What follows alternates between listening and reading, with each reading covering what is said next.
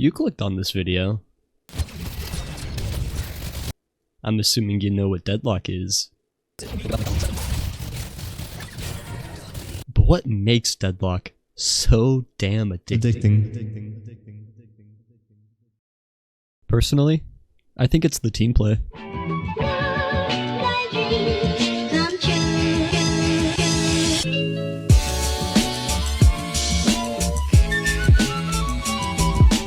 That's right, baby. Valve released another hit banger for their popular title, Team Fortress 3.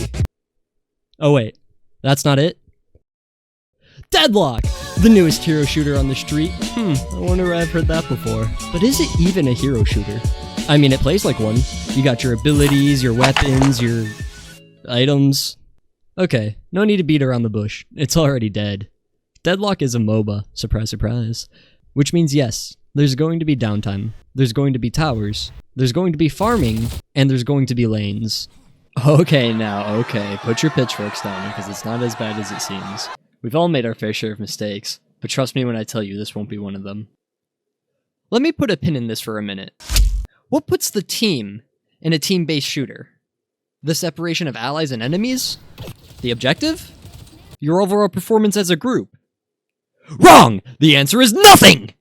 I have played many hero shooters, and with my many hours of experience, I can confidently say that Deadlock, at least to me, makes you feel the most coordinated with your group. Let's start with Team Fortress 2. I mean, come on. It literally has team in the title.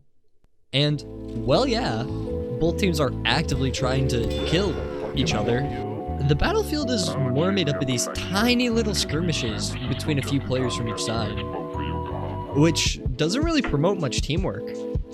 Granted, I'm not saying there isn't any at all. Medics, pybros, and engineers all play their part. But the overall game can be played and enjoyed without these core members. I, for one, play a lot of Spy, which means I hardly ever get into combat with the support of my medic or engineer. Or when I'm playing engineer, I rarely ever have a pybro at my side, helping me deal with the stress of spy checking. And now, I'm not pointing fingers or blaming anyone. Play the game how you want to play.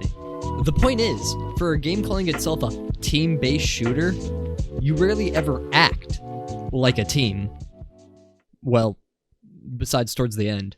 Well, let's not talk about that. Let's move on to Marvel Rivals. The teamwork in this game is a lot more coordinated. Players tend to stick more together, typically causing one big team fight between all 12 characters. Of course, there's always going to be the exception.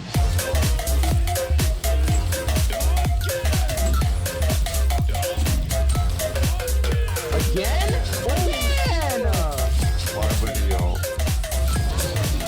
Moonlight one, kill this Moonlight! Nate! Yes, Nate!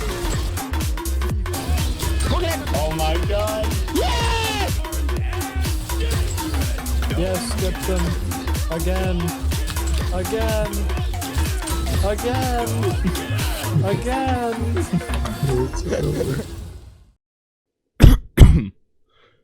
That being said, where the actual game's team play comes into fruition is in the form of team-up abilities, which is a power given when two players pick characters that go with each other logically.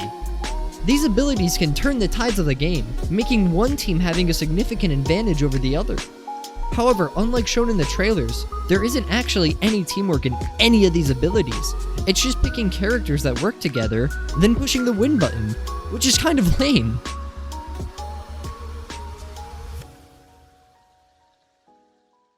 Next, we can talk about Garden Warfare 2, I guess. Now, this game isn't necessarily team-based. A lot of fights are actually 1v1s, but still, similar to the last two games, there's still healers, tanks, flankers, and more. Sunflowers as well normally try and revive other plants for that sick, nasty badge at the end of the match, which helps continue the advance of the objective, even if not intended. I think it's important to point out that when players do decide to actually work together, they become an absolute powerhouse, dominating games left and right.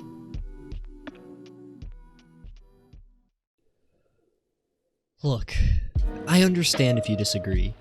I'm arguing a hefty case that no other game can convey the simple action of teamwork as well as Deadlock can is totally subjective. I'm fully aware that some groups just work better together playing survival or puzzle games, but when it comes to somewhat competitive shooters, I feel as though no other game thought this far ahead about how each character's interaction with one another will affect not just the overall match, but the player's response and reactions as well. It intrigues us to want to play more of our main character, as we become further attached to our favorite fictional faces.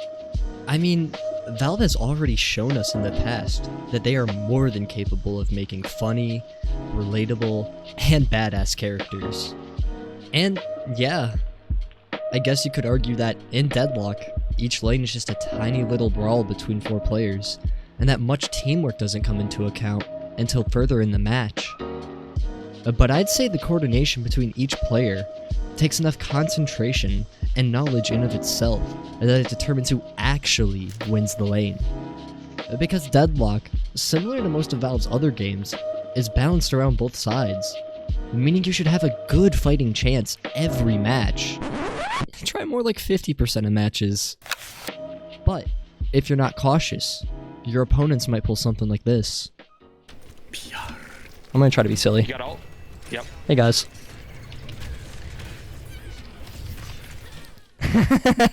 Knocked out. Wait, did you reach it?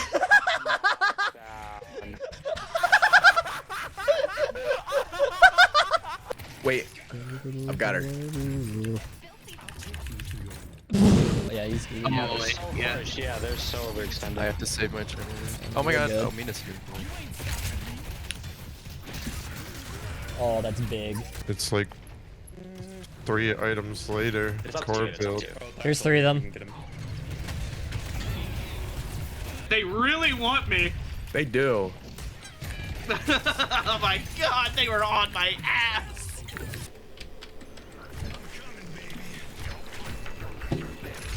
I got 4 of them. That's 4 of them. Run, go. Nice health bar, dude. Thank you. What the fuck is happening?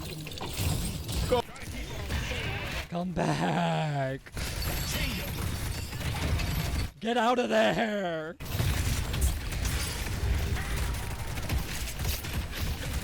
Oh my god! Holy. Oh shit. My headphones died. What was this? I'll get. Music. Should we do Spirit Urn? Oh, that's done. Oh my god, Nate.